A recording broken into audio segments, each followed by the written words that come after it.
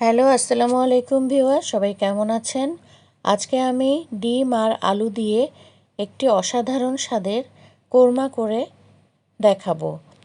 তো প্রথমেই আমি এখানে আলুটাকে সিদ্ধ করে নিয়েছি, আর পেঁয়াজ কুচি লাগছে এখানে, আদা বাটা, রসুন বাটা, কয়েক ফালি কাঁচামরিচ। আলুটাকে এখানে আমি প্রথমে হালকা হলুদ দিয়ে ভেজে নিব।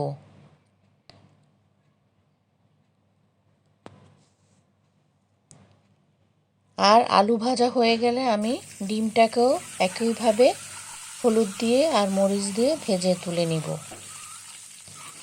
এরপরে আমার এটিকে রান্নার পালা। তো একটি পাত্রে আমি এখানে প্রথমে তেল দিলাম, এরপরে আমি 2 চামচ মাখন দিলাম। এখানে আমি 5 ফোড়ন দিলাম, কারি পাতা দিলাম, আর কারি পাতার একটি খুব সুন্দর একটি ফ্লেভার আসে। এখানে আমি পেঁয়াজ দিয়ে দিলাম কুচি করে। তো একটু হালকা নেড়ে নিব।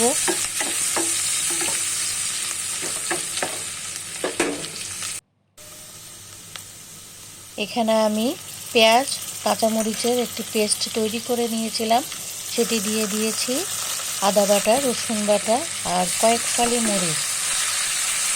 এটাকে আমি একটু নাড়তে থাকবো।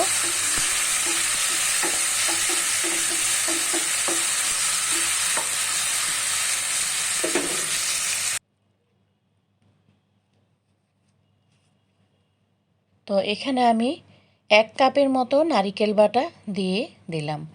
অবশ্যই নারিকেল বাটা দিতে হবে, তাহলে কোরমার স্বাদটা অনেক গুণ বেড়ে যাবে।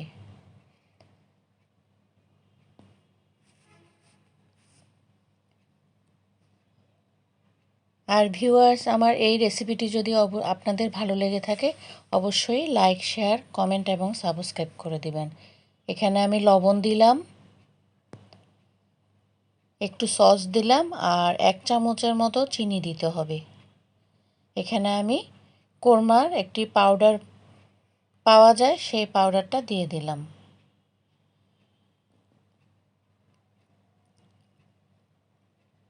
আর কোরমার মশলাটা যদি না থাকে তাহলে গরম মশলা দিলেও হবে। এখানে আমি একটু মরিচের গুঁড়া দিয়ে দিচ্ছি।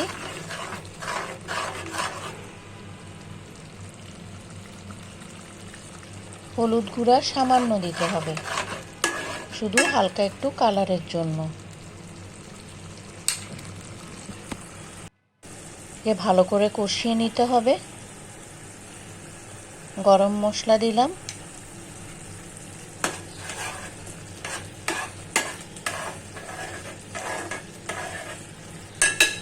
আর এই রেসিপিটা আপনারা মেহমান আসলেও রান্না করে নিতে পারেন। এখানে সামান্য পানি দিব।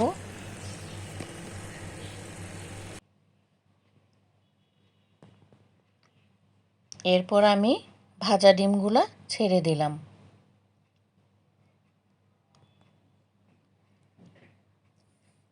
হালকাভাবে একটু নেড়ে নিতে হবে। আর এই রান্নাটা করতে বেশি সময়ও লাগে না। আর আলুটাও দিয়ে দিলাম আমি।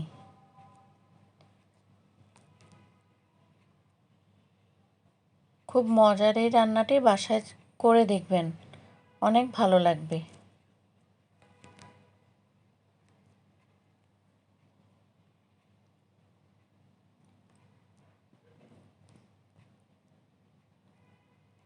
এখন আমি সামান্য পানি দিয়ে দিলাম।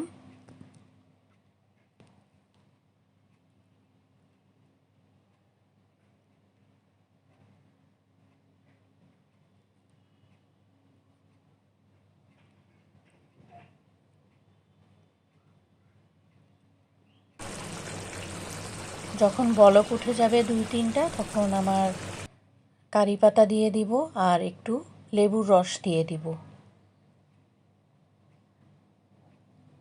এটা আমার কোরমা রেডি। সবাই ভালো থাকবেন।